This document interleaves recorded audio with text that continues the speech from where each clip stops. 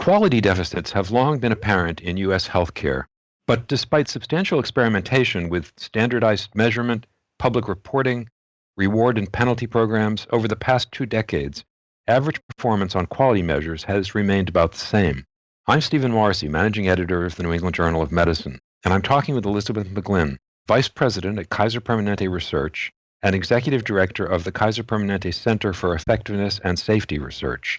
As part of the journal's series on the fundamentals of U.S. health policy, Dr. McGlynn has written a perspective article about the quality of health care in the United States. Dr. McGlynn, your 2003 research found that U.S. adults received about 55% of the recommended care for the leading causes of death and disease.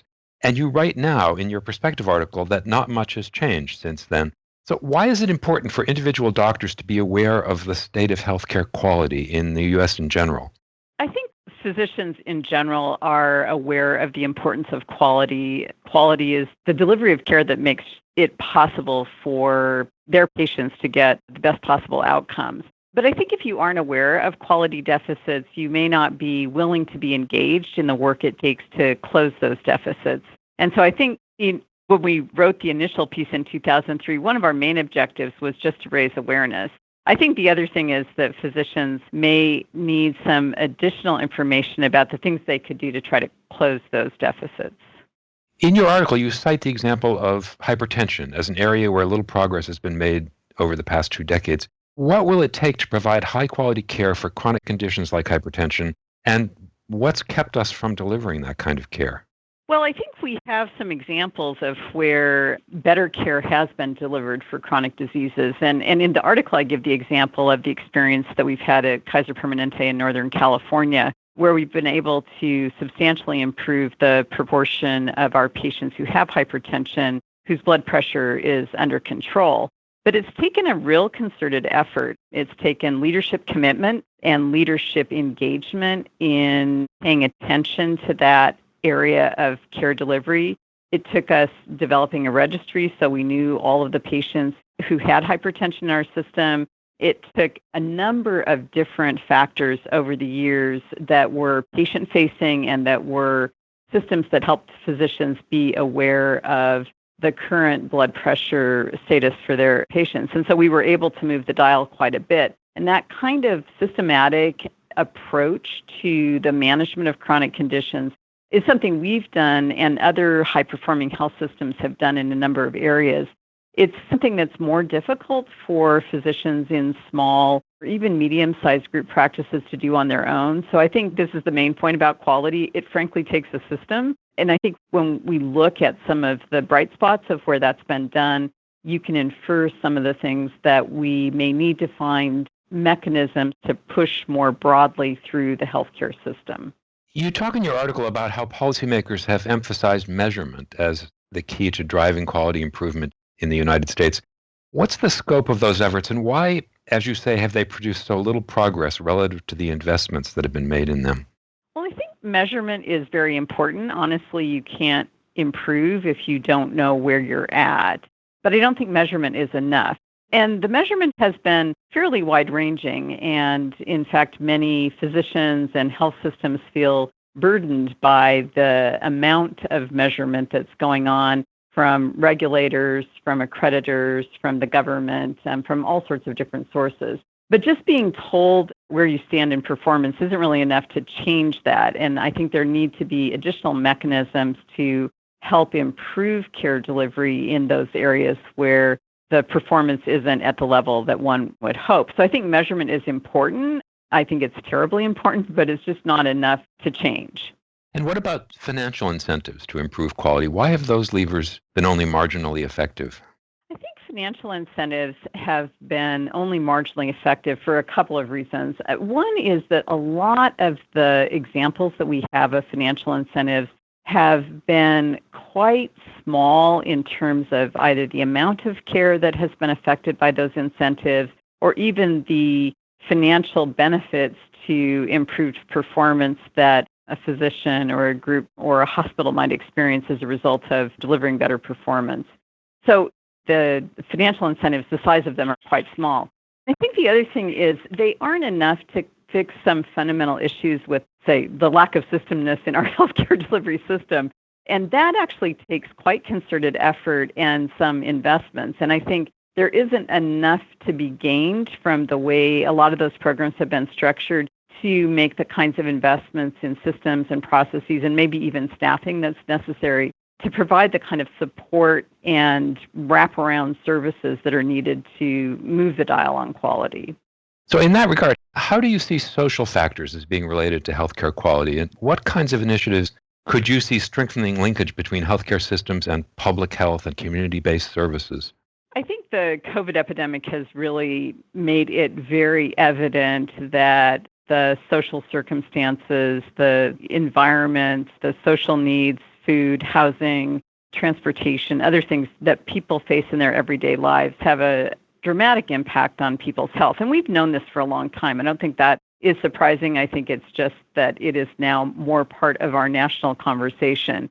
And I often say Maslow was right. If you don't have stable housing, a stable source of food, an ability to live in an environment with clean air and water, that there is very little medical care can do on top of that to improve your health. And so I think the ability to connect attention to the places where people live, work, and play, and making sure that those are positive environments that can support health are critical for enabling the country to achieve the sort of health outcomes that we would like to achieve and that we see in other countries.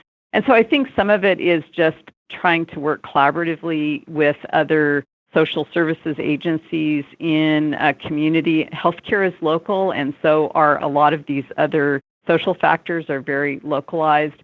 Frankly, I think some of it is, and we've been aware of this or more aware of it since the George Floyd protests, which are the institutional, the structural racism in this country, lots of barriers to healthy living that we just need to break down. And so I think that health systems should be engaged with these other actors in their communities and at the state and national level to try to break down the barriers and to try to improve the circumstances in which people live so that we can build on top of that opportunities for healthier living.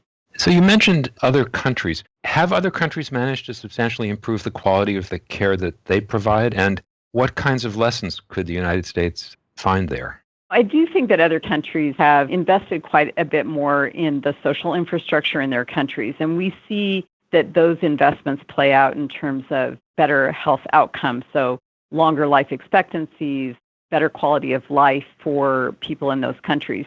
And this varies. I mean, there are areas where the U.S.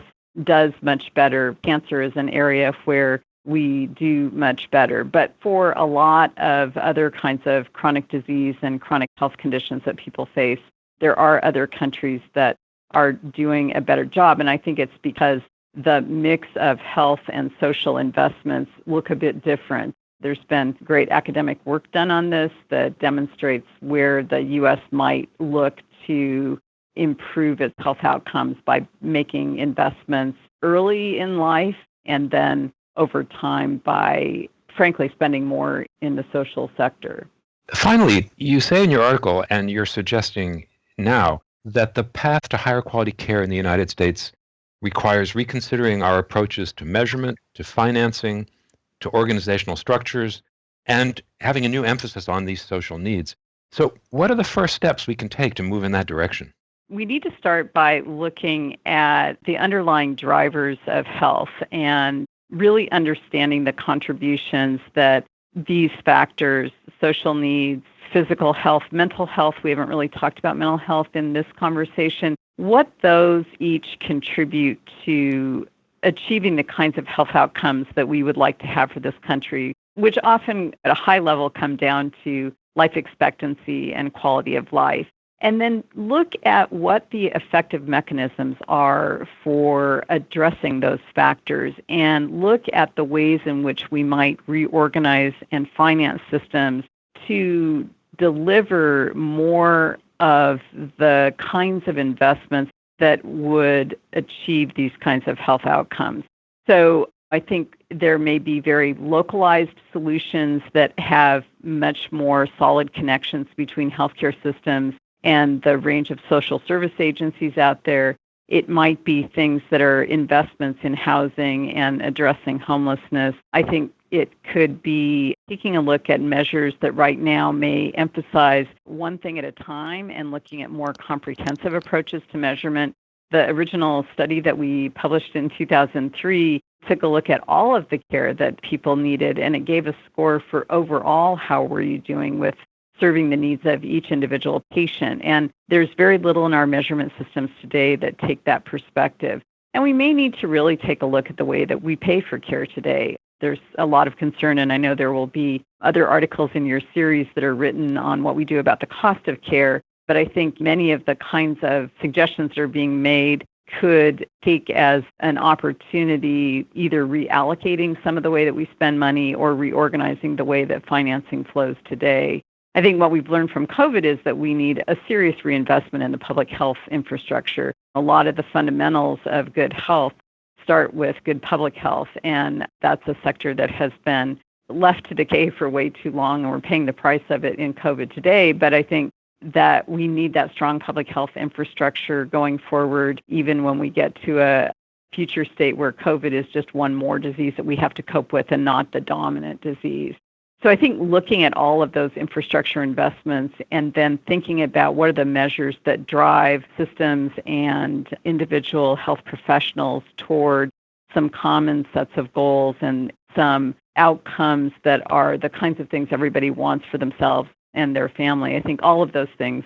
And I think it'll take a lot of investment. I don't think we have the measures on the shelf. I don't think we have exactly the right financing mechanisms, although we've been experimenting with things and I think we know what works and what doesn't work. I think another thing I talk about a lot is finding ways to stop the stuff that doesn't work so that we have the space and energy to try new approaches. We tend in this country to layer things on top and don't give enough energy or space to the innovations that might be more effective than the things that we've already shown don't work. Thank you, Dr. McGlynn.